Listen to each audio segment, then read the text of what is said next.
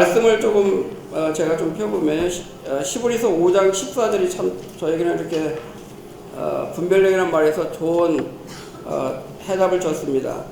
시브리서 5장 14절에 보시면은 이런 얘기 있습니다. 그들은 훈련받은 감각 기능을 사용하기 때문에 좋은 것과 나쁜 것을 어떻게 합니까? 분별합니다. 좋은 것과 나쁜 것을 분별합니다. 그 다음에 4장 12절에 시브리서에 보시면은 4장 12절에 보시면은 바로 하나님의 말씀은 살아있고 효력이 있으며 양날의 선 어떤 칼보다 더 날카로워져서 혼과 영 그리고 관절과 골수까지 찔러 쪼개고 심지어 마음의 생각과 의도도 분별해낼 수 있기 때문입니다. 자, 여기 한 예를 들어있더라고요. 한 가정을 갔는데 세신자가 이렇게 나이가 92세예요.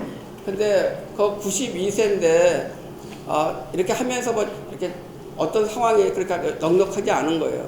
그때 한 영혼은 다 주님 앞에 가치가 있지만은 그러나 그분에게 그렇게 많이 시간을 쏟아야 되는가는 우리가 주님께 여쭤봐야 되는 것입니다. 이런 것들을 하는 것은 바로 우리의 분별력을 바로 필요로 하는 것입니다. 분별력은 여기 뭐라 하냐면은 우리의 지식과 분별하는 능력의 발전은 바로 배움과 체험에 근거한다 했습니다.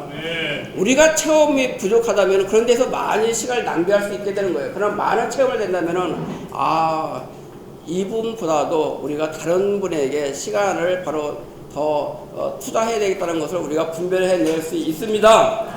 또 한 가지 분별력은 로마서 8장에서 보면은 우리 안에 생명의 느낌이 있고 바로 사망의 느낌 그것이 있습니다. 우리 분별력은 어떤 일을 할 때 우리 안에 나의 어떤 관점에서 하는 것이 아니라 우리 깊은 속에서 생명의 느낌을 따라서 바로 이 일을 수행해 내야 된다는 것입니다. 한 가지만 더 말씀드리면 빌립보서 1장 9절 한번 펴볼까요? 이 말씀에 제가 많이 도움을 받았습니다. 1장 9절에 내가 기도하는 것은 여러분의 사랑이 온전한 지식과 모든 분별력으로 더욱 풍성하게 되어 여러분의 사랑이 우리는 가정 집회에 가서 어떤 성도를 돌볼 때 바로 사랑이 필요합니다. 그러나 이 사랑이 바로 여기 있는 것처럼 지식과 분별력으로 분별돼서 바로 그 사람을 사랑해야 되는 것입니다. 그렇지 않으면은 바로 소재에 꿀을 넣지 말라 하는 것처럼 우리가 사람을 도울 때 우리의 초전적인 사랑으로 그 사람을 돕다 보면은 바로 그것이 더 어려움을 주게 된다는 것입니다. 바로 사랑이 필요하지만은 그 사랑은 어떻게 해야 됩니까? 바로 당연히 바로 거룩한 생각과 지식과 분별력이 가득한 생각을 가지고 그 사람을 바로 사랑해야 된다는 것입니다. 사랑하지 말라는 게 아니에요. 그러나 이런 사랑이 우리가 신성한 사랑으로 그들을 사랑할 때 우리는 합당하게 그를 소중히 품을 수 있고 합당하게 그를 목용할 수 있음을 인하여 감사합니다. 그 다음에 여기에 이제 그 생명과에 대해서 나왔는데 생명과에서 뭐 그런 얘기 나오더라고요. 많이 우리가 사람을 돌볼 때 다른 사람에게 맡기지 말고 바로 자기 자신이 직접 돌보라겠습니다. 직접 그리고 돌볼 뿐만 아니라 바로 계속적인 돌봄 우리가 했다 안 했다 하면은 이런 것이 안 되죠. 계속적인 돌봄이 바로 필요하다 했습니다. 그 다음에 244쪽이나 이쪽에 보시면은 바로 생명과에 대해서 얘기를 하고 있는데 바로 이 생명과에 있는 것들은 바로 황금 구절이라 있어요. 가장 적합한 구절들을 해놨기 때문에 우리가 따로 사신들을 목양을 할 때 뭘 추구하지 말고 이런 생명원과에 있는 내용 황금 구절을 사용해서 바로 일을 할 수 있기를 원합니다. 여기 두 가지가 있습니다. 바로 한 두 가지 원칙이 있는데 242쪽에 보면 두 번째 그 문단에 보시면은 원칙이란 말이 있어요. 이런 종류의 일을 하기 위해서 당신은 어떤 원칙을 지켜야 한다. 당신은 같이 읽어볼까요? 당신은 당신의 자녀들의 양육을 다른 사람에게 맡기지 말아야 한다. 바로 우리가 복음을 전해서 그 사람을 구원받았다면은 다른 사람에 맡기는 것이 아니라 우리는 누가 해야 됩니까? 바로 직접 자기가 낳은 자녀를 직접 바로 돌보라는 것입니다. 두 번째 또 하나 원칙이 있는데 244쪽에 거기 하나님의 말씀으로 세 사람을 양육하며 첫 번째 문단을 같이 읽어보도록 하겠습니다. 두 번째 원칙이 있습니다. 하나님의 자녀들을 양육하는 것에 대한 두 번째 원칙은 여러분이 말이 아닌 하나님의 말씀으로 그들을 양육해야 된다. 여러분은 항상 이 원칙을 지켜야 한다. 자, 우리가 여기 두 가지 원칙이 있습니다. 하나는 바로 자기 자신이 직접 돌보라는 것이 하나의 원칙입니다. 두 번째 원칙은 그 사람을 찾아가서 많은 세상 얘기하고 뭐 위로하고 그런 것이 아니라 가장 필요한 하나님의 말씀, 그 사람에게 가장 필요한 말씀, 하나님의 말씀, 가장 적합한 구절들, 황금 구절들 그에게 먹이는 것입니다. 우리 말은 역사하지 않지만은 그에게 전해준 하나님의 말씀은 그 안에서 이 말씀에 살아서 운능력이 있기 때문에 바로 역사하고 그를 병쾌하시고 그를 바로 자라게 한다는 것입니다. 우리의 관념을 내려놓고 하나님의 말씀을 쫓아서 이 길을 갈 수 있기를 원합니다. 네.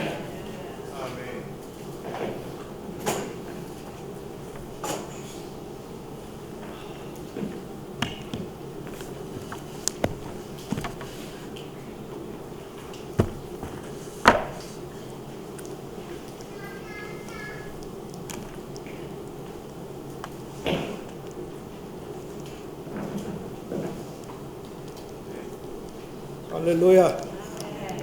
아멘.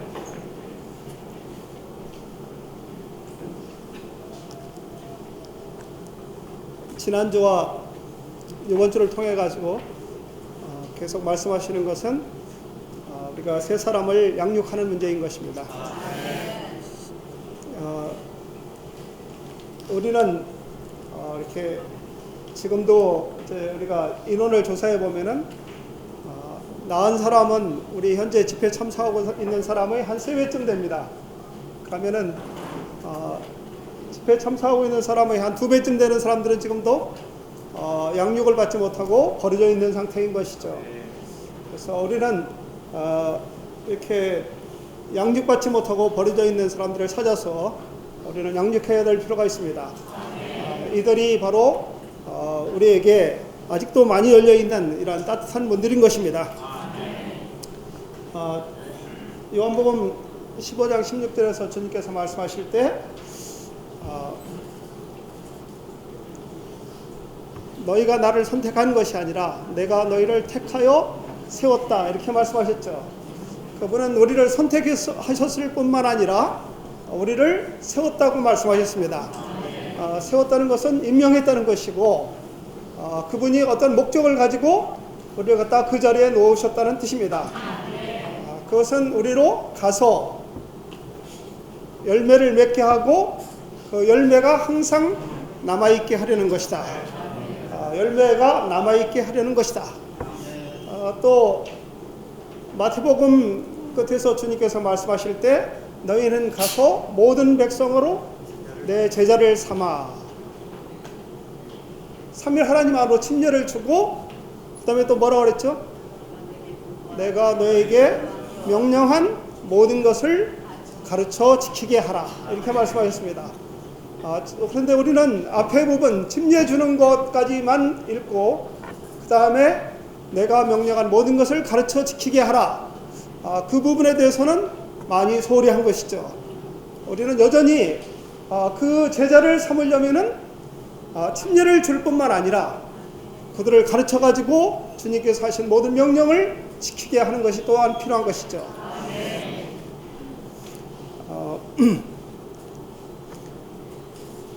이제 아이를 기르면은 저도 이제 우리 아이를 기를 때 너무 어려가지고 항상 이제 형제님들이 뭐 아기를 기른다고 그렇게 막 놀리셨는데 아이를 기를 때는 이제 이렇게 가정의 그 버젯을 보면은 아이를 기르는 비용이 굉장히 많이 들죠. 그래서 아이를 먹이고 온통 가정이 그 초점이 어디에 맞춰져 있냐면은 아이를 어떻게 잘 먹일 것인가 이거에 맞춰져 있고 그 다음에 그 아이가 또 자라면은 이제는 어떻게 아이를 교육시킬 것인가 이거에 대해서 맞춰져 있습니다. 그래서 온 집안의 부모들이 돈을 벌고 뭐 생활하고 심지어 남편이 버는 것이 부족하면 또 아내가 나가서 벌고 그것은 뭐 하려고 그러냐면 자기가 즐겁게 잘 쓰기 위해서 그러는 것이 아니라 바로 자녀를 기르기 위한 것입니다. 자녀를 잘 기르기 위해서 그러죠. 저는 마태복음 14장 이렇게 읽으면서 주님께서 5,000명을 이렇게 이제 먹이신 그 부분이 나오잖아요.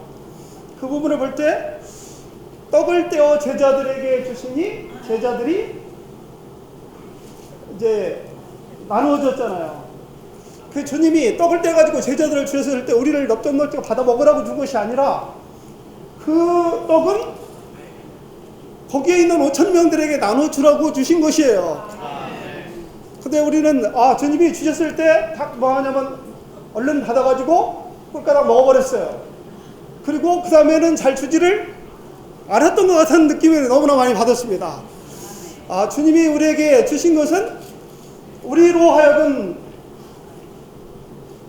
그 다음 사람들에게 또 나누어주라고 주신 것이죠. 그래서 이 정말 우리가 무엇이 부족한 것인가 하는 것을 너무나 이렇게 간절하게 이렇게 느끼게 되었습니다. 오늘 이제 이 말씀을 우리가 여전히 볼 때 이 말씀은 이제 계속해서 또 하신 말씀이고 정말 굉장히 세세하게 다루셨잖아요. 이럴 경우에는 이렇게 하라, 저럴 경우에는 저렇게 하라. 많이 다루셨는데 이제 저도 이거 다 기억 못합니다. 이렇게 몇 번 읽어보지만 다 기억을 못해요. 근데 저는 이제 학교에서 생활을 오래 하면서 무슨 생각을 하냐면은 가장 좋은 방법은 그냥 아는데 가장 좋은 방법은 가르쳐 보는 거예요. 가르쳐 보면은 이제 보통 이제 4반 내지 8반을 들어가는데 첫 번째 한두 번에서는 많이 헤매죠. 근데 이제 3반, 4반째 들어가면은 이제 좀 능통해집니다. 우리는 뭐든지 다 알고 가려고 하면은 안 돼요. 다 알고 가려고 하다가는 다 늙어가지고 더 이상 움직일 수 없어요.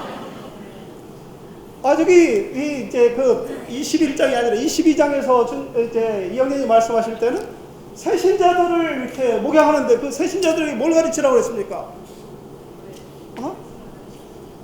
새신자들한테 이제 당신네들도 이렇게 주님을 이렇게 좋은 주님을 받아들였으니까 친구들도 불러가지고 이제 그 집도 방문하라는 것을 처음 온 신자들에게 가르치라는 거예요.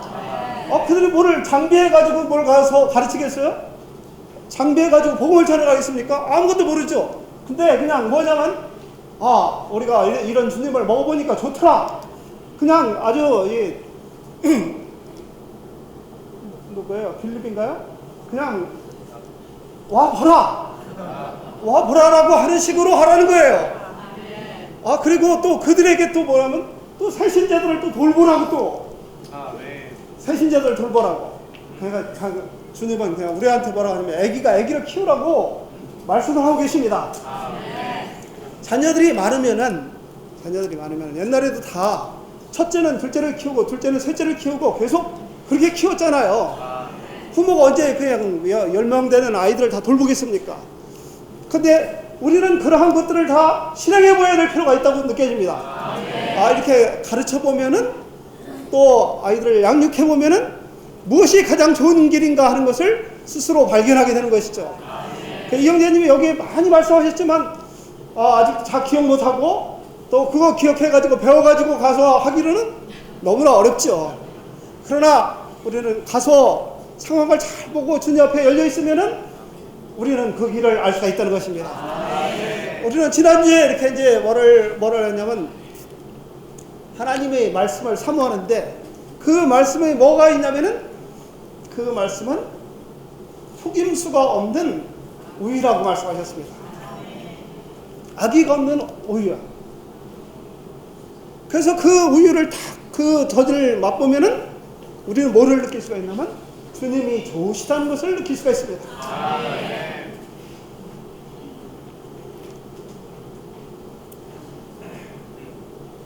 여기서 이제 저는 뭐를 딱 깨달았냐면 우리는 이렇게 양육하러 갔을 때 우리는 무슨 말을 할 것인가를 아주 주의해야 됩니다. 왜냐하면 우리가 거기서 말 한마디를 잘못하면 다 뭐를 가져오냐면은 논쟁을 가져와요. 세상적인 모든 말들은 다 논쟁을 가져옵니다. 그래서 우리가 어떤 이슈를 갖다가 딱 얘기하면은 그거에 대해서 바로 나는 찬성한다, 나는 반대한다. 찬성 반대가 막 나와요. 그래서 옳다 그러다 이런 것으로 우리는 빠지기가 너무나 쉽죠. 그러나 우리는 이 말씀을 이영재님의 21장에서 이제 계속 하시는 것이 뭐냐면 순전한 그 말씀을 갖다가 먹이라는 것이죠. 그러니까 우리가 어떠한 그 사람의 각자 돌보는 사람들의 상황은 굉장히 복잡해요. 굉장히 복잡하고 이 길로 빠지기도 쉽고 저 길로 빠지기도 쉽습니다. 근데 우리는 그 모든 것들을 갖다가 기회를 틈타 가지고 뭐를 해야 되냐면은 거기에 누룩이 없는 떡, 사악한 것이 없는 속임수가 없는 우유를 먹여야 되는 것입니다. 그래서 우리는 말씀에 순수한 말씀을 그들에게 먹여야 되는 것이지 그 말씀에다가 뭔가 우리의 말을 많이 더하면은 그 말씀이 여전히 또 뭐냐면 그 말씀에 대한 이렇다 저렇다 하는 많은 말들이 또 생겨날 수가 있습니다. 전에도 이제 우리가 막 이렇게 갔을 때 전에는 이랬습니다. 삼위일체가 아니고 삼일 하나님입니다. 이 사람이 듣고서 삼위일체나 삼위일이 뭐가 다른데요? 이러면서 이제 그러면 우리는 또 이제 그냥 설명하기가 복잡해져요. 우리는 그러한 논쟁을 자꾸 일으키는 말들을 하지 말아야 되는 것이죠. 그냥 우리 하나님은 셋인데 셋 하나님이처럼 보이지만 여전히 하나의 하나님이십니다. 그래야지 삼위일체가 맞냐 삼위일이 맞냐 이렇게 얘기하면은 벌써 우리는 뭐로 끌고 가냐면 논쟁으로 끌고 가는 거예요. 우리는 삼위일체가 아니라 삼위일입니다. 이렇게 말을 하면 안 되는 것이죠. 우리는 성경에 나타난 그대로 순수한 젖을 먹이라는 것입니다. 우리는 모든 말씀에 대해서 순수한 젖을 먹여라. 그래서 여기서 말씀하셨어요. 참회님, 모든 상황이 다 어려워도 그래서 주님의 이름을 불러야 되는 것입니다. 뭐 주님의 이름에 뭐가 있고 주님의 이름에 뭐 이게 이러면은 복잡해요.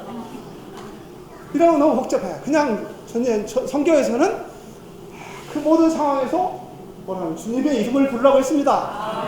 주님의 이름이 모든 해답이십니다. 그래서 245쪽에 보면요, 우리가 새신자 안으로 넣어줘야 될 첫 번째 것은 뭐라고 하냐면 우리 주님이 그 영이시라는 것과 사람들은 우리는 거듭난 영을 가지고 있다. 왜 이것을 첫 번째 넣어줘야 되는가요? 우리는 바로 영을 사용해서 영이신 주님을 접촉하는 것을 배우게 해야 된다는 것이죠. 그렇지 않으면 우리는 다 머리를 사용하기 때문에 수많은 의문과 많은 논쟁과 그리고 많은 우리의 학문이 거기에 같이 나오게 된다는 것입니다. 그래서 우리는 첫 번째로 해야 될 것이 주님은 그 영이라고 하셨습니다. 주님은 지금 영이 되셨습니다. 그래서 우리는 우리의 영을 사용해가지고 그분을 불러야 되는 것입니다. 그분을 영접해야 되는 것입니다. 라고 말해주는 것이죠. 두 번째로는 뭐라고 했냐면은 우리가 그들에게 나눠줘야 할 두 번째 범죄의 일들은 그리스도인의 생활의 기본적인 실행들이다. 기본적인 실행은 다 뭐 하는 것인가요? 주님을 접촉하는 것이죠. 이거 다 주님을 접촉하는, 성경을 왜 읽습니까? 뭔가 많이 알으려고 하는 것이 아니라 주님을 접촉하기 위한 것입니다. 기도를 왜 하는가요? 주님을 접촉하기 위해서. 우리는 이 모든 것들이 다 뭐냐면 주님을 접촉하는 것을 그들에게 가르쳐라는 것이고 그들에게 공급해야 되는 것은 주님을 공급하는 것이지 우리는 성경의 이론을 전하는 것이고 교리를 전하고 아주 우리가 알고 있는 높은 어떤 진리를 갖다가 그들에게 전하고자 하는 것이 아니라 새신자들에게는 알맞은 젖을 먹여야 하는 것입니다.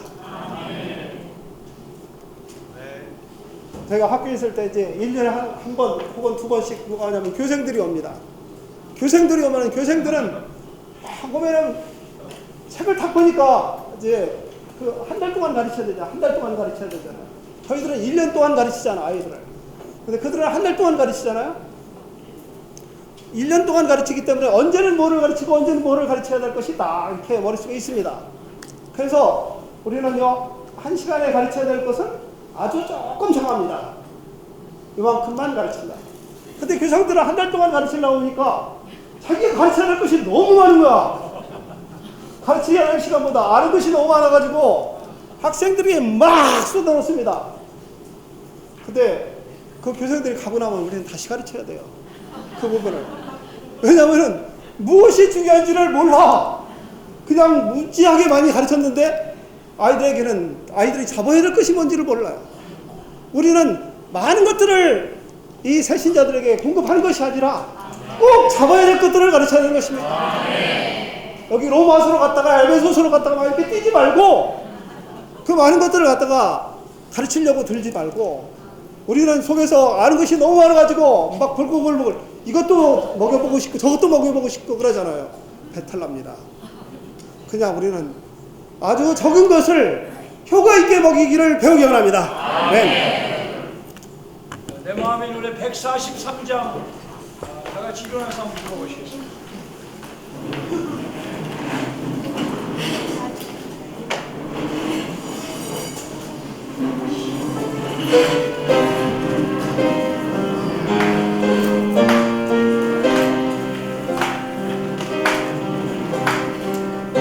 오늘날 하나님의 움직임 우리의 목적지 위에 활력된 생활이 살고 활력된 봉사 시행하고 하나님을 따라 목양하는 이기는 자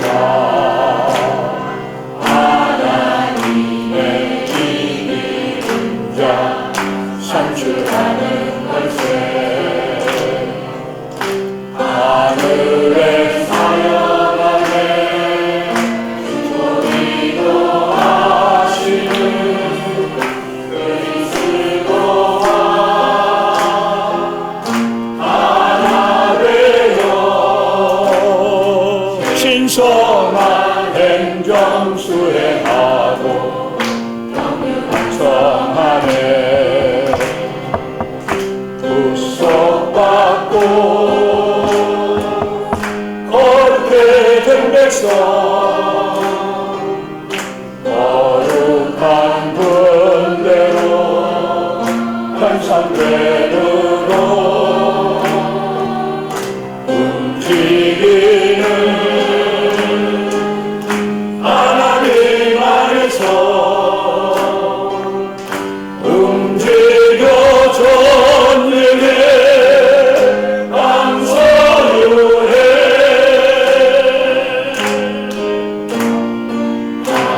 하나님의 움직임 안에서 우리 움직임에 서모든 민족들을 그분의 제자 삼아 신성한 진리를 가르치네 왕국복음 전파함으로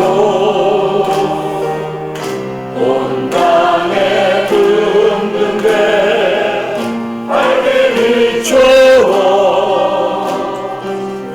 주 다시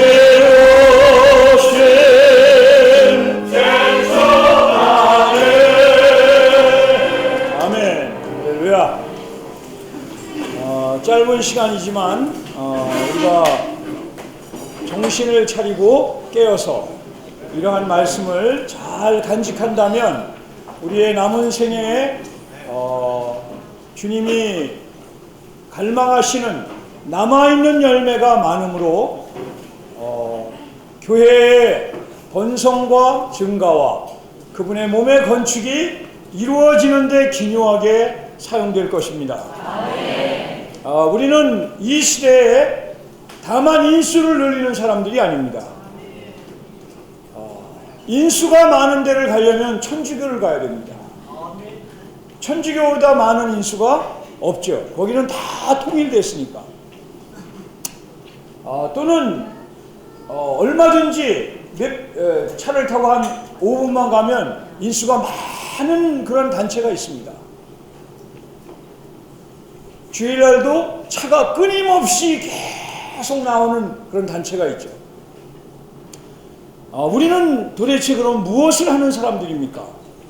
여기에 아주 귀한 이러한 말씀으로 우리를 온전케 하시고 계십니다. 여기 보면 251쪽에 보면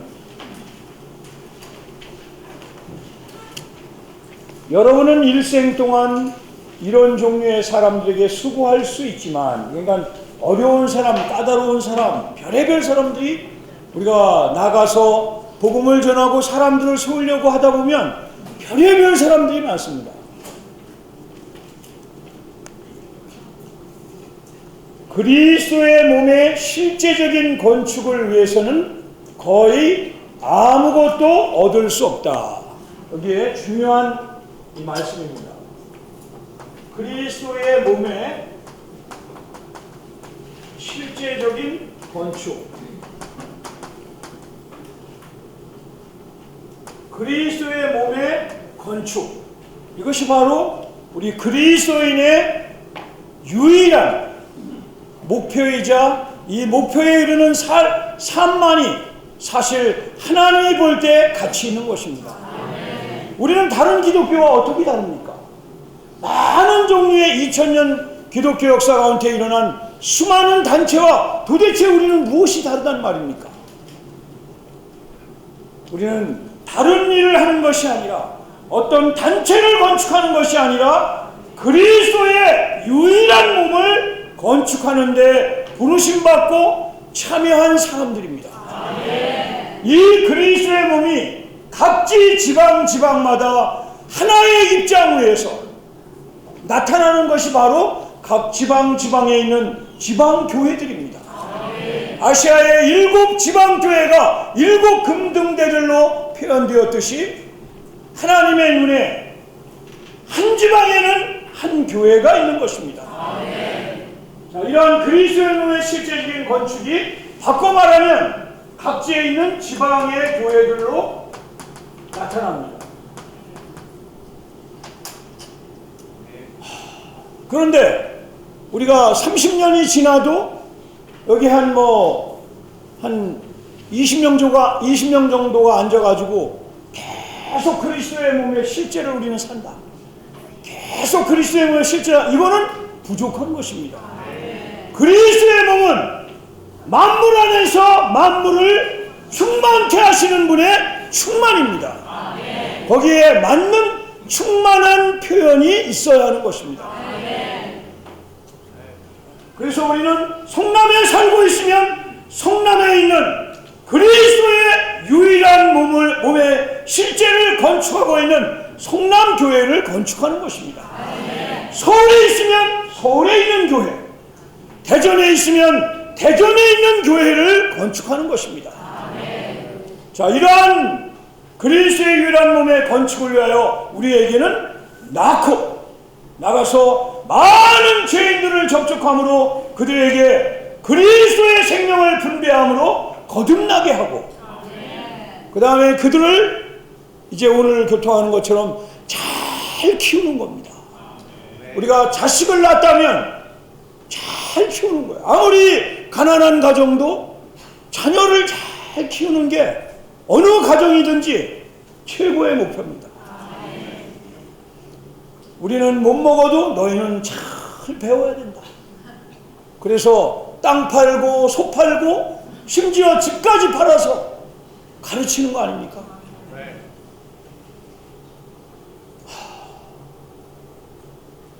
그것처럼 이 땅에 있는, 우리가 살고 있는, 걸어다니고 있는 이 지방의 그리스도의 몸의 실제적인 표현인 성남에 있는 교회가 건축되기 위해서는 많은 재료들이 필요한 것입니다. 예를 들어서 물질적인 예지만 이 집회소를 짓는데 많은 재료가 필요하죠. 콘크리트, 시멘트도 필요하고 철근도 필요하고 나중에 이런 전등도 필요하고 많은 게 필요합니다. 여기에 적합한 재료들이 와야 되는 것입니다. 그래서 여기에 이러한 우리의 시간은, 물질은, 힘은 제한되어 있기 때문에 우리가 살고 있는 이 시대에 이러한 실제적인 건축을 위하여 가장 필요한 사람들을 얻으려면 우리에게 분별력이 필요하다는 것입니다. 그래서 여기에 분별력이라는 게 나오는 거예요. 아까 우리 이명진님이 강조하셨습니다. 이 두 가를 읽어보시면 제가 한번 점검해 볼까요? 이 두 가를 처음부터 21과 처음부터 22가 마지막 페이지까지 안 빼놓고 다 읽고 오신 분 한번 손 들어보세요. 솔직하게 한번 높게. 자, 한 10명 되시네. 앉아보세요. 내려보세요. 이게 너무 길어. 저도 이거 읽으려면 이거 시간이 엄청 들어가요. 그러니까 하여튼 이렇게 양을 좀 줄여나가야 될 것 같습니다. 자, 하여튼 분별력이라는 단어가 이 두 가에 한 15번 나와요. 이것은 분별력이 중요하다는 거예요. 이건 많은 실패를 통해서 우리의 체험을 통해서 배워나가는 거죠.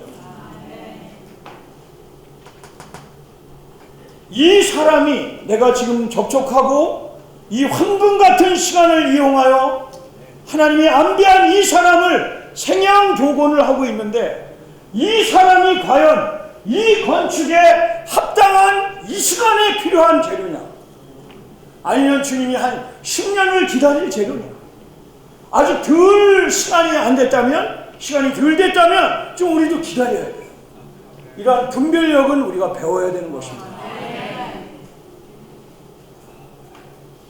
그렇다고 사람을 가려서 저 사람 가면 안 돼, 이렇게 하면 안 돼. 하나님은 모든 사람을 구원받기를 원하시고 진리를 온전히 알기를 원하시지만 건축에 이때에 필요한가는 우리에게 분별력이 필요하다. 우리 형제님 저 계시다가 일 때문에 가셨는데 제가 그 형제님을 돌볼 때 그 형제님은 정말 감당 못하는 사람이었어요. 그런데 주님을 사랑해. 하여튼 뭐 술을 마시면서도 주 예수를 부르니까 막 손이 떨리면서도 막 주 예수를 부르셔요. 그러면 어떻게 해서든지 당신이 이기나 내가 이기나 한번 해보자 하고서 계속 그 집만 갔다면 어떻게 다른 동에 있는, 다른 마을에 있는 하나님이 정한 평강의 아들을 발견할 수 있겠습니까? 잠시 그냥 드시게 두고, 때가 될 때까지 좀 드시게 두고 빨리 방향을 틀어서 다른 사람을, 평강의 아들을 찾아서 주님처럼 이 마을 저 마을을 다녀야 되는 것입니다. 성남 땅에 예를 들어서 100가족만 있다면 정말 우리가 다 그냥 죽고 나서나 막 여러 명이 계속 찾아갈 수 있겠죠. 그러나 성남의 가정수가 10만 가구는 넘습니다. 좋기 10만이면 한 20만 가정이 될 수도 있어요. 이 많은 가정에 하나님의 평강의 아들이 반드시 있거든요. 그러려면 우리는 시간을 아끼고 우리의 힘을 아끼고 물질을 아껴서 그 사람을 찾아가는 훈련을 해야 됩니다. 자, 그러기 위해서 주님은 오늘날 놀라운 과정을 거쳐 완결되신 신성도, 인성도, 인간 생활도 있고 죽음도 있고 부활도 있고 그 효능도 있는 그 놀라운 인격으로 우리 안에 우리의 영과 하나 되셨습니다. 그분이 모르실까요? 그분은 가장 잘 아십니다. 우리가 모르는 거예요. 그럴 때 우리는 분별력을 훈련하기 위해서 범사에 같은 팀원이 같이 동역하는 사람들끼리 그분께 여쭤보는 겁니다. 이사야서에 보면 이사야가 그런 신언을 했죠.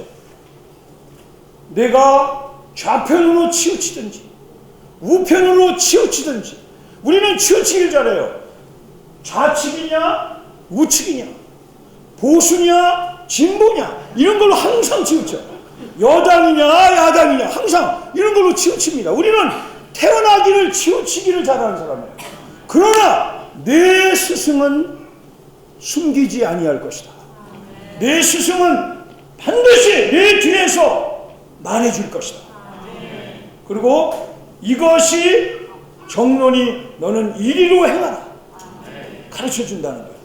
그래서 이 분별력을 배울 수 있는, 가르침 받을 수 있는 분이 우리 안에 계시고, 또 우리를 앞서가신 많은 형제님들이 좋은 본을 우리에게 남겨주셨습니다. 이것을 잘 배워야 돼요.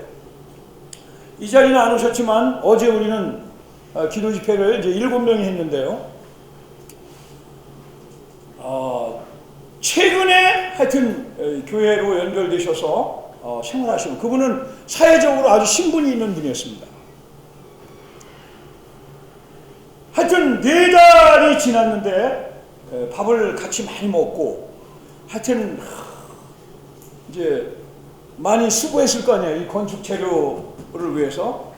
근데 어제 이제 기도 집회에는 우리는 막 기도가 막 돌아가면서 하고 막 짧게 하고 막 이렇게 하니까 이분을 기도 집회에 오도록 권해야 되나 안 해야 되나, 이 분별력이 필요한 거예요. 그렇지 않습니까? 이게 분별력이 필요하잖아요.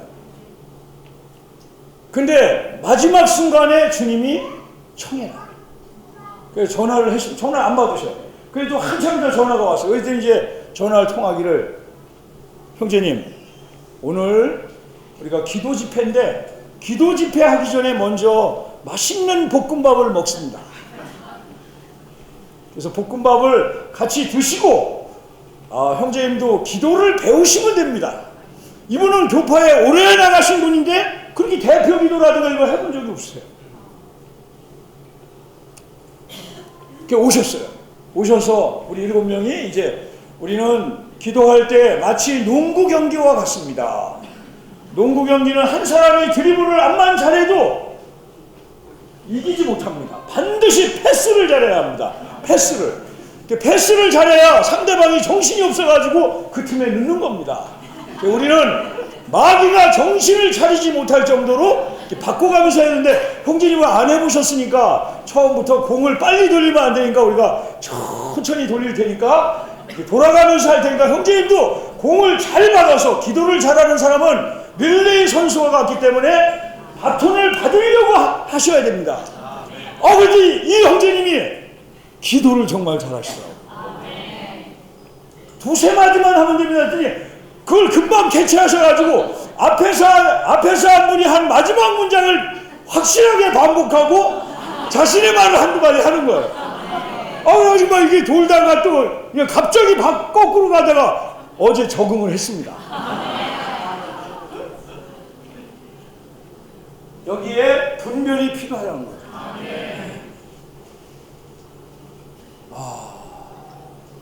제가 이제 여기 요 앞에, 문방구 앞에 여기를 자주 나가서 이제 우리가 이제 다음 몇 주 남았나요? 3월달이? 3주, 이제 다음 주부터 이제 봄에 출정하지 않습니까? 우리도 봄가리를 준비해야 돼요. 이제 또 나가기 시작하고 이렇게 생각하지 마시고 가슴이 설레는 마음으로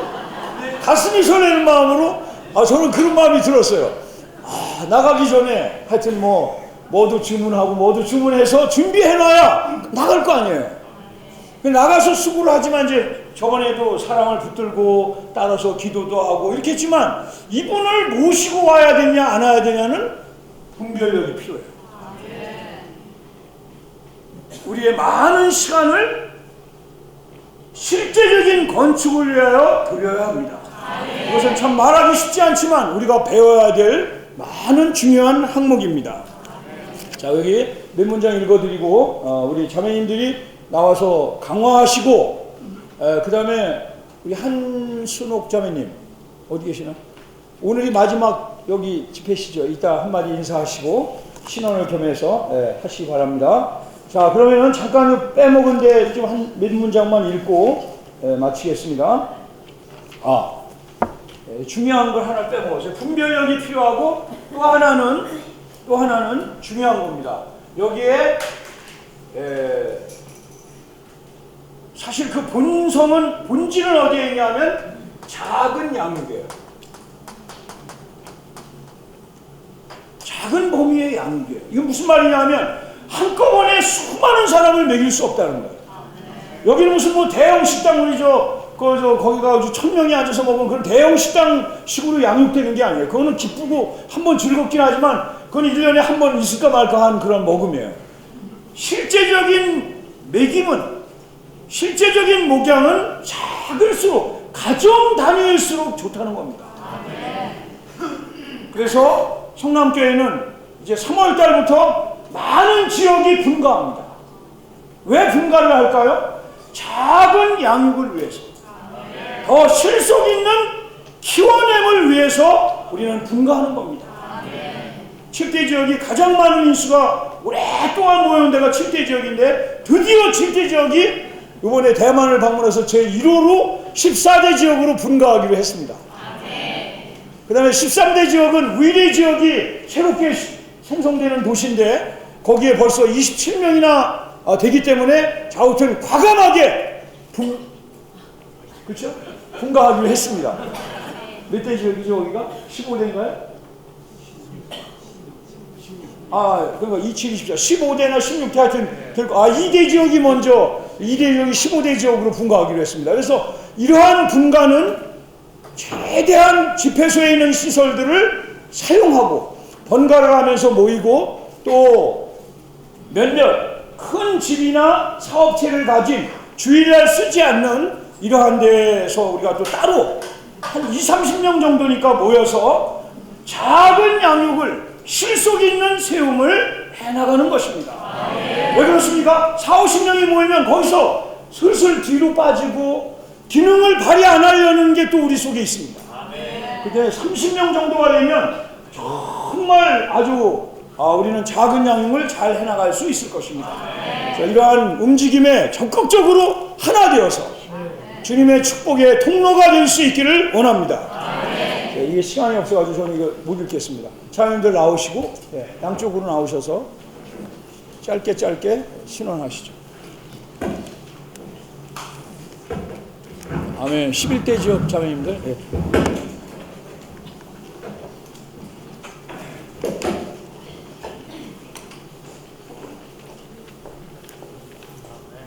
아멘. 오, 주 예수님. 아멘. 21장 말씀에 순전한 젖으로 새 사람들을 하나님의 성장한 자녀들로 세움입니다. 아멘. 새 신자들을 세움에 있어서 베드로전서 2장 2절에서는 말씀하고 계십니다. 갓난 아이들처럼 순전한 말씀의 젖을 사모하십시오. 아멘. 그래야 여러분은 젖으로 자라서 구원에 이르게 될 것입니다. 아멘. 거듭난 이후에 우리가 생명 안에서 자라는 것은 날마다 계속적으로 구원을 받아야 한다는 사실을 말하고 있습니다. 어린아이가 태어나면 가정에서 끊임없는 돌봄이 필요합니다. 젖으로 아이를 먹여야 하며 모든 환경은 아이 중심으로 아이가 편하고 합당하게 자랄 수 있도록 배열되는 것입니다. 우리가 새 신자들을 양육하는 데 있어서도 이러한 방법을 취해야 한다고 말씀하고 계십니다. 자녀를 양육하듯 소중히 품고 모든 것을 돌보아야 합니다. 이렇게 자녀를 소중히 품고 돌보기 위해서는 너무 많은 자녀를 낳지 말아야 한다고 말씀하십니다. 자녀에게 침례를 주는 것에만 행복해하지 말고 이제는 이 사람이 우리의 자녀라는 것을 깨닫고 돌보고 양육하는 어머니로서의 책임을 맡아야 한다고 말하고 있습니다. 가정 집회를 갖는 것은 이러한 책임을 완성하는 길입니다. 또한 우리는 개별적인 가족의 길을 취해야 합니다. 새로운 사람을 양육하는 일은 첫 번째 원칙이 있는데 우리는 직접 돌봄 아래 있어야 합니다. 3명이 한 팀이 되어서 6명에서 10명 정도를 양육하는 것이 좋다고 말씀하시는데 약 2년 동안 돌보는 것이 중요하다고 말씀하십니다. 첫 해 6개월은 6개월 중 2달은 매주 2번씩 방문을 하고 그 다음 4달은 매주 1번씩 방문하여 집중적으로 돌봐야 한다고 말씀하십니다. 우리 모두는 어떤 의견도 없이 한 팀으로 되어야 하며 그럴 때 우리는 팀은 주님의 자녀들을 세우기 위해 1년 내내 함께 일하는 한 가족이 될 수 있다고 말씀하십니다. 우리는 날마다 주마다 계속적으로 그들을 위해서 모든 것을 해야 합니다. 우리의 의무는 가정 집회에서 새 신자들을 연속적으로 집회하는 것입니다. 이것이 하나님의 자녀들을 양육하고 교회 생활을 건축하는 길이라고 말씀하고 계십니다. 하나님의 자녀들을 양육하는 데 있어서도 두 번째 원칙이 있는데 우리의 말이 아닌 하나님의 말씀으로 양육해야 합니다. 우리는 항상 이 원칙을 지켜야 한다고 말씀하십니다. 새 사람들에게 하나님의 말씀을 넣어줄 기회를 붙잡고 하나님의 말씀의 젖으로 그들을 먹여야 합니다. 우리가 새 사람들 안으로 넣어줘야 될 첫 번째 것은 우리의 구주가 그 영이신 것과 구원받은 사람인 우리에게는 거듭난 영을 가지고 있다는 것입니다. 아멘. 두 번째로는 그리스도에 대한 생활의 기본 시험들입니다. 하나님의 말씀인 성경을 읽어야 하며 또 읽은 말씀을 가지고 기도해야 하며 또 매일 아침 경건의 시간 아침 부흥을 실행하는 법을 그들에게 가르쳐야 합니다. 또한 집회에 참석해 달라고 부탁을 하며 우리가 그들에게 했던 것처럼 그들도 다른 사람에게 복음을 전할 수 있도록 그들을 도와주어야 합니다. 아멘. 요한복음 15장 16절에서는 말씀하고 계십니다. 이것은 여러분이 나가서 열매를 맺고 그 열매가 계속 남아있도록 하려는 것입니다. 아멘. 이러한 21장의 이러한 구체적인 실행들을 통해서 우리의 열매가 계속 남아있을 뿐만 아니라 한 몸으로 건축되어 그리스도의 몸의 확대와 확장과 번성을 가져오기를 기도합니다. 네. 할렐루야. 새 사람을 양육하시는 하나님을 찬양합니다. 21장은 말씀의 순전한 젖으로 새 사람들을 하나님의 성장한 자녀들로 세움입니다. 아멘. 리형태님께서는 집회에 소수만이 나오는 것을 고민하시고 그것을 여러 해 동안 연구하셨습니다. 근데 그거의 결과를 우리가 낳기는 해왔지만 이것에 이 열매를 맺고 꾸준히 그 맺어야 된다는 그것에 허점을 발견하셨습니다. 그러면서 요한복음 11장 사도행전 2절에서 베드로가 3,000명을 침례를 주었지만 그것으로 끝나는 게 아니라 가장 집회로 데려고가 이 집 저 집에서 떡을 떼우며 양육한 것을 말씀하셨습니다. 아멘. 새로 태어난 아이는 계속 우리가 돌봐줘야 됩니다. 베드로전서 2장 2절에서는 갓난 아기들처럼 순전한 말씀의 젖을 사모하십시오. 아멘. 그래야 여러분은 젖으로 자라서 구원에 이를 것입니다. 라고 말씀하십니다. 이 새로 태어난 아이는 계속 돌봐줘야 됩니다. 그냥 먹는 것으로는 충분하지 않다고 말씀하십니다. 모든 환경에서 평안하고 합당하게 자라도록 우리는 배열해야 합니다. 이 계속적인 돌봄이 아이의 구원이라고 말씀하십니다. 돌봄이 없으면 몇 시간 뒤에 죽을 수도 있다고 말씀하십니다. 부모가 자녀를 양육하는 동일한 방법으로 돌봐야 하고 우리는 훈련해야 된다고 말씀하십니다. 그러나 너무 많은 자녀를 낳아서는 안 됩니다. 침례해 주는 것을 행복함으로 너무 많은 자녀를 낳는다면 유괴 자녀처럼 낳기만 하고 기르지를 못하는 그런 일이 있어서는 안 된다고 말씀하십니다. 그래서 가정 집회는 새로 태어난 믿는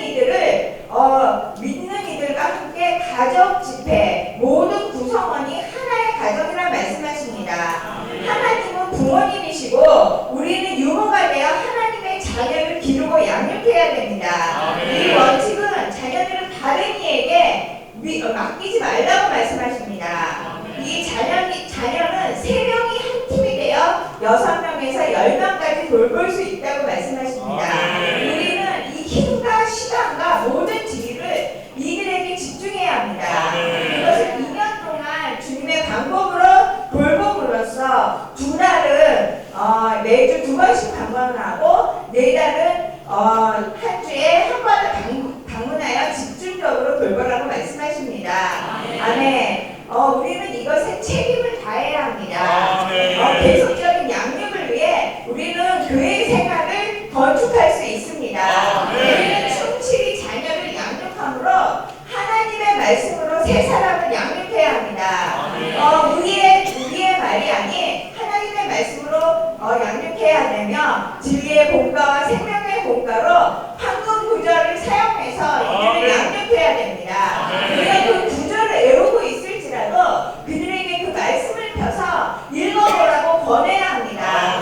무엇을 하든지 우리는 살아있는 방식으로 해야 됩니다. 가정 집회는 유치원과 같고 구리 집회는 초등학교와 같습니다. 서너 구절이면 충분하고 달콤한 어떤 것을 먹일 줄 아는 유머가 되어야 됩니다. 우리는 가정을 방문하는 데 있어서 분별력을 사용해야 합니다. 모든 것에 수고하는 것은 옳지만 가장 좋은 땅을 분별하여 선택하여 방문하라고 말씀하십니다. 네. 아멘. 22장은 새로운 사람들을 교회 생활의 실행 안으로 인도하는 것입니다. 우리가 사람들을 얻는 목적은 그리스도의 몸의 건축을 위해서 그리스도의 몸의 증가인 교회 생활 안으로 그들을 이끄는 것이 우리가 사람들을 얻는 목적이어야 합니다. 낳는 것으로 그치는 것이 아니라 반드시 교회 생활의 실행 안으로 인도해야 하는 것입니다. 예수님, 그들이 복음을 듣고 그리고 신뢰를 받고 가정 안에서 먹임을 통하여 아까 형제님이 교통하셨지만 그들이 어리더라도 그들의 친척들에게 자기가 받은 복음을 전할 수 있는 부담을 갖도록 격려해야 합니다. 또 그리스도인의 생활이 실행되는 그 시간부터 믿는 이들의 가정들을 돌볼 수 있도록 우리는 그들의 습관을 가지도록 격려해야 합니다. 저는 이 습관이라는 단어가 참 마음에 왔는데요. 정말 어떤 것들이 시작부터 습관이 되지 않으면 그것을 고치는 데는 정말 많은 시간이 투여되는 것 같습니다. 정말 그리스도인의 생활의 시작부터 올바른 습관을 가진다면 그들이 교회 생활에 정말 더 잘 적응하고 더 활발한 그러한 믿는 이가 될 것 같습니다. 하지만 우리는 이들이 어린 아이라는 것을 항상 인지해야 합니다.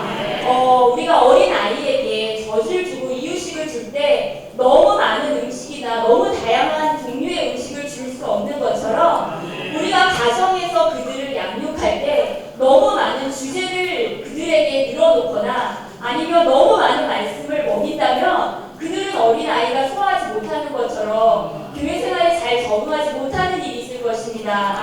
그들을 강하게 거칠게 교정하려고 하지 말고 그들이 어린아이인 것을 인정하고 정말 한 주제 안에서 그들이 가장 먹기에 좋은 분량만큼 그들에게 알려주는 것에 대해서 우리는 절제하는 훈련이 필요합니다. 또한 우리가 효과적으로 그들을 격려하기 위해서는 우리는 더 많은 훈련이 필요한데 우리가 연속적이어야 하고 그들에 대해서 항상 규칙적이어야 하고 일관성이 있게 그들에게 알려줘야 한다는 것입니다. 그들은 어린이기 때문에 우리가 함께 놀아주어야 할 필요가 있습니다. 그들에게 함께 놀아줄 때 우리의 목표는 그들과 함께 즐거운 시간을 보내는 것이 아니라 그리스도를 공급하는 것입니다. 그들에게 편안한 그 분위기 안에서 마음을 만져줄 때 그리스도를 더 공급받을 수 있도록 그들의 마음이 열릴 것입니다. 그럴 때 우리는 그들에게 더 분배할 수 있을 것이고 그럴 때 선택의 교회 생활 안에서 그들이 잘 적응할 수 있을 것입니다.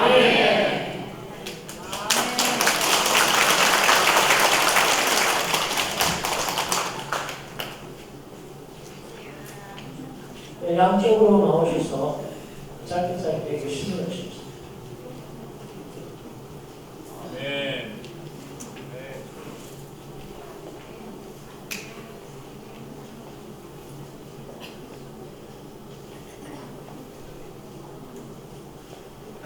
오늘 이 성남교회 장애집회에 참석할 수 있게 되는 그렇게 해주시는 주님에 대해 깊이 감사드립니다.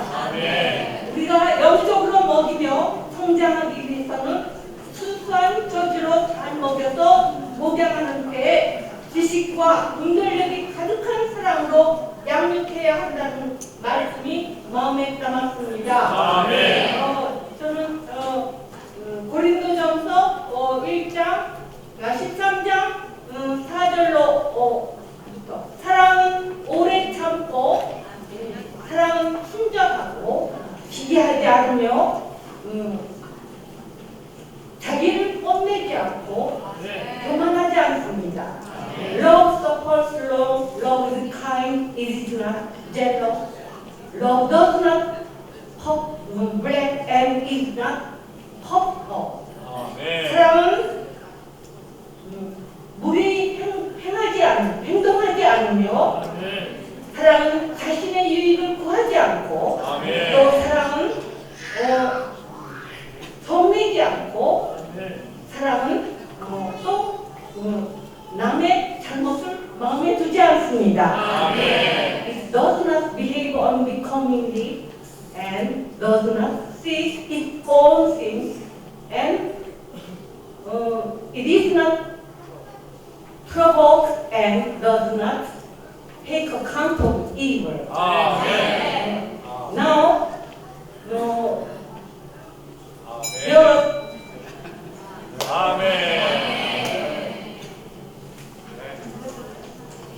네, 교수님, 학생들이 앞에 서시면서 장례 집회 공과가 너무 어렵다고 하신 말씀이 저를 격려했습니다.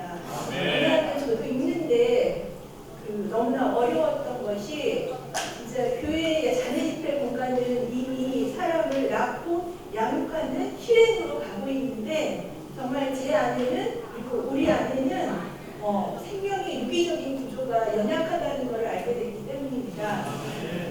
그래서 참 어려워서 내가 이 신앙을 하는 것이 정말 뒷걸음이 아닐까 하는 그러한 마음이 있었지만 선생님들 두 분이나 앞에서 어렵다고 하시니까 정말로 격려가 되었고 정직한 교통이 지금 이때 우리한테 너무 필요하다 이런 생각이 있습니다. 선생님께서 우리가 정말 대만 가서 너무나 좋은 것을 봤지만 그것이 부러움이 되면 안 되고 저 역시도 대만이 부러워서 내가 이러나? 그게 아니라 지난주에 한 어린 자매가 주님과의 참된 교통 안에 있다면 우리는 정말 많은 부담을 질 것이라고 하였는데 그 부담이지 내가 정말 부럽고 감정의 문제는 아니구나 하는 마음이 있었습니다. 그런데 정말 그 애통함을 나는 그것을 어떻게 가져가야 되는지 정말 이거는 대만의 지체가 그런 것이 아니라 우리 안에 에스겔의 이상이 들어왔는데 정말 우리나 나 자신의 모습은 그러한지 이러한 것들을 살필 수 있는 여러 가지 시간으로 주님의 간섭하심이 있었기 때문에 정말로 나누고 싶었고 또 하나가 자녀집 때 공간은 너무나 앞서가요. 근데 저희의 현실은 그렇지 않은 것 같아요. 그럴 때 저는 기도하다가 정말 왜 주님이 제자들에게 깨어있기를 원하면서 땅이 피가 되는 기도를 하셨는지 말씀이 왔고 정말 우리 안에 진정한 기도가 한 목표를 위해 있는지 그런 생각이 들었습니다. 그런데 제가 유리지역인데 새 가족들이 오시면서 매주 기도 집회 소그룹을 모이다가 그 공가가 잠깐 홀링되고요. 지난주에 자매 집회 교통했던 거를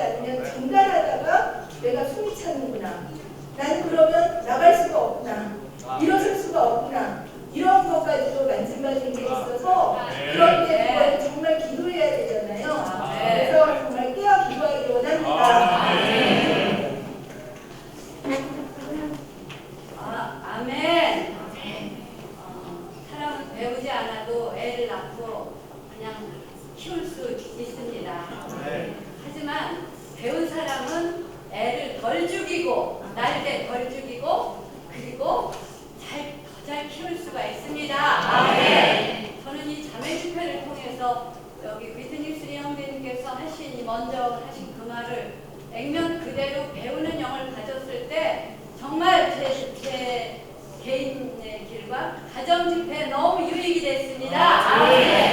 저기 전번에 왜 그 집회 찬양을 해야 된다. 그래갖고 제가 그걸 어저께 그 형제님은 일반 기독교여서 찬양을 어렵다 하셔요. 그래갖고 이게 우리가 너무 바보구나 해서 형님이 많은 찬송 여기 있네 하고 그걸 알려주니까 우리 찬송가 못하잖아요.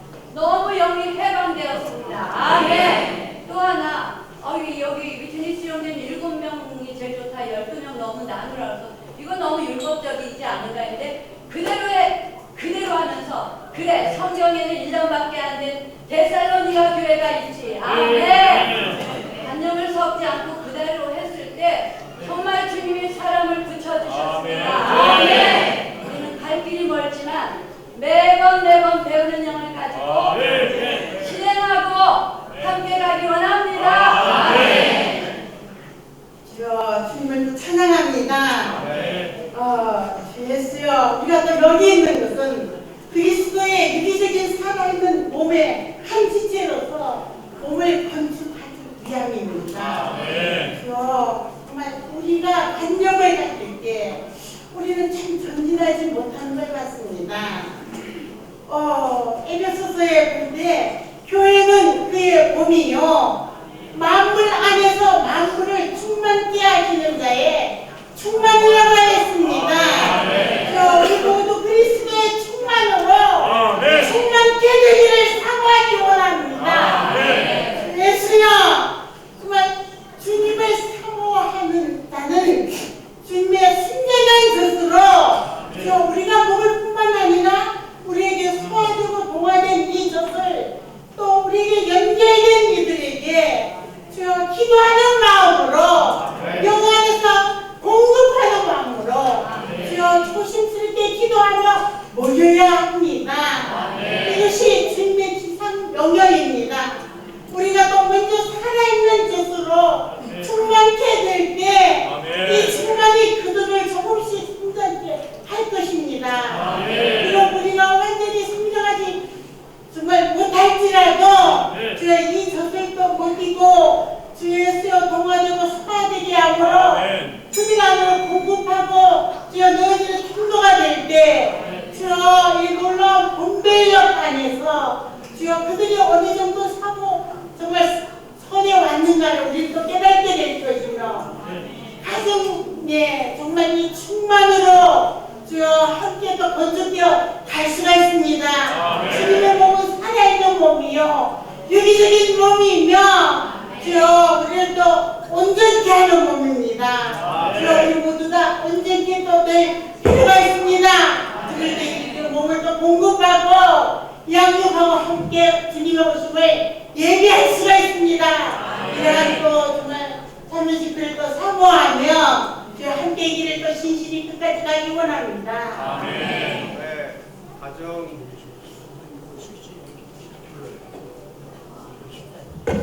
가정 집회에서 두 가지가 오늘 만져지는데요. 하나는 집이라는 따뜻한 분위기고 또 하나는 말씀의 젖으로 먹여야 한다는 것. 두 가지가 만져집니다.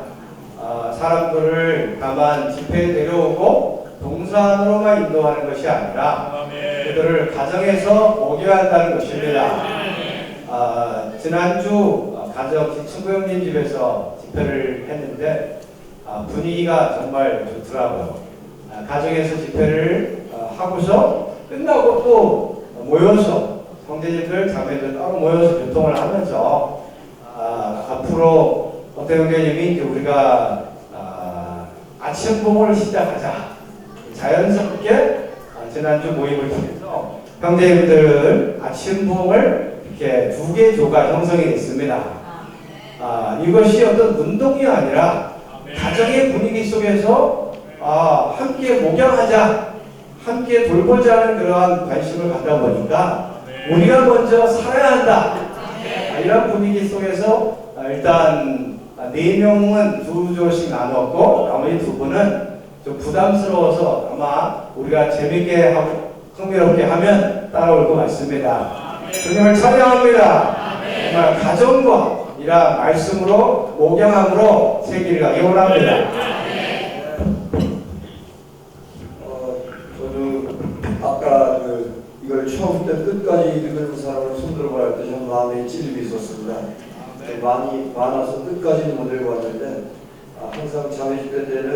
미리미리 읽어올 때 또 큰 유익이 있습니다. 그래서 집에 가서 꼭 이걸 읽어보겠고요. 자, 초반부에 읽을 때 다 부딪히는 부분만 좀 읽어보기 원합니다. 239페이지에 위에서 넷째 줄이 굉장히 부딪혔는데요. 나는 지난 5년 동안 전적으로 이 문제를 연구하는데 몰두해 왔다. 나는 주님의 궁율로 우리가 집회에 많은 사람을 갖지 못하는 가장 큰 이유가 새신자들을 위한 합당한 야유의 결핍이라는 것을 발견했다. 그래서 참 부딪혀서 밑줄을 그것을 별표했습니다.